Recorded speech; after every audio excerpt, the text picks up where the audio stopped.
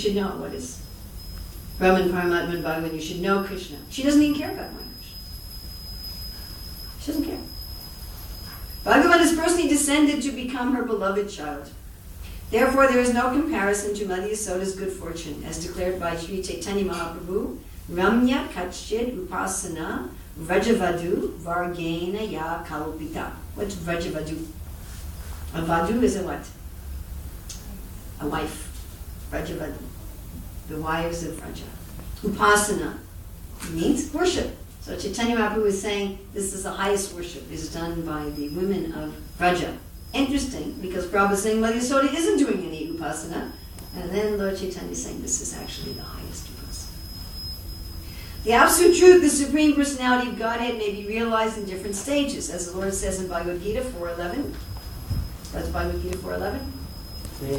Mam kapatyate tam stadaya vajamyaham mam vart mani vartante manishya vart bizarra. As men surrender unto me, I reward them accordingly. Everyone follows my path in all respects, O son of Buddha. One may be a karmi, a jnani, a yogi, and then a bhakta, or a prema bhakta. But the ultimate stage of realization is prema bhakti, as actually demonstrated by Mother Yasoda. Tvaya chapanishadascha sankhya yogascha sattvatai upagiyamana mahatmyam harim samanyatatmajam.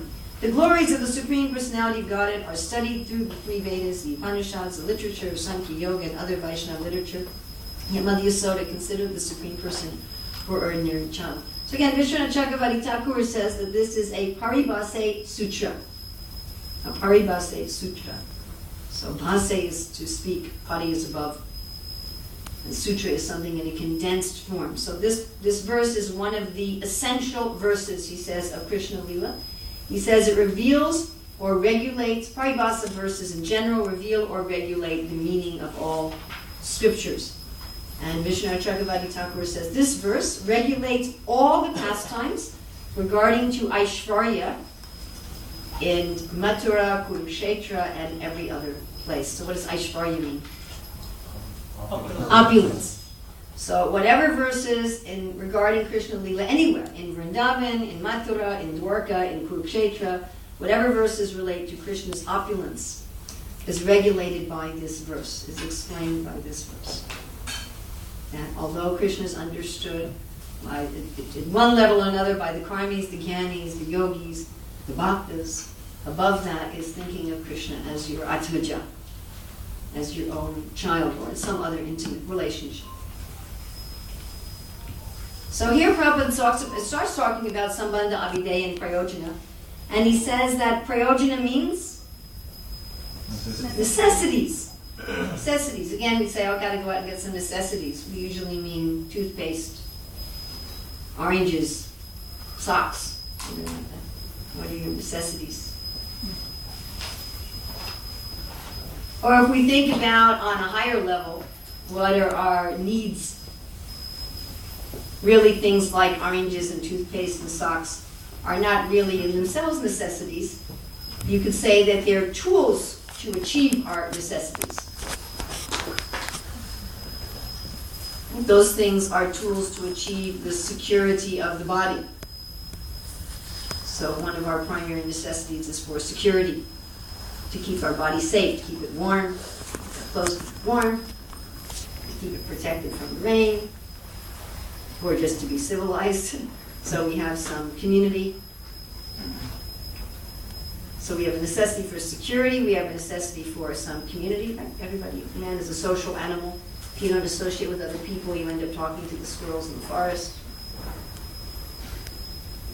We're not meant to be alone. Our other necessities are for knowledge, for meaning, for understanding.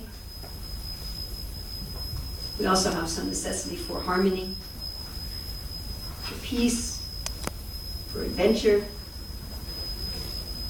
And the things that we normally call necessities in this world are tools to achieve them. Like people think of money as a necessity. Like that one man asked me at Ernst & Young, but if I take to the spiritual path, how will I have any money? How will I eat? He said. I said, I don't know, I'm eating. Is everybody here eating?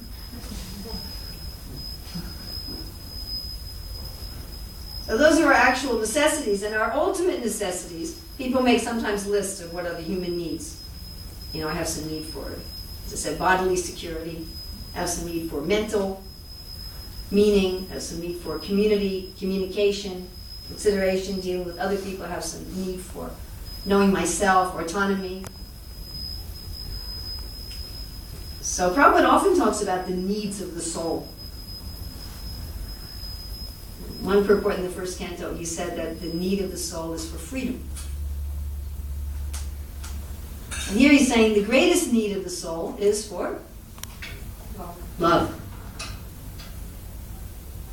So if you take all the things we need and you say, what do you hope by getting them that's even more important, you come to things like love and peace and security and communication and consideration and autonomy and peace and beauty and harmony. That's why we get toothbrushes, and that's why we get money, and that's why we get clothes, and that's why we have a job, and that's why we do all the things that we do, to get those things. Then if you take those things and distill them into more and more general necessities, you'll end up with, we're looking for eternity. That's why we eat, by the way. We're trying to exist. That's why we have shelter, trying to exist. Looking for eternity, we're looking for knowledge. We're looking for meaning, and then we're looking for bliss. And a lot of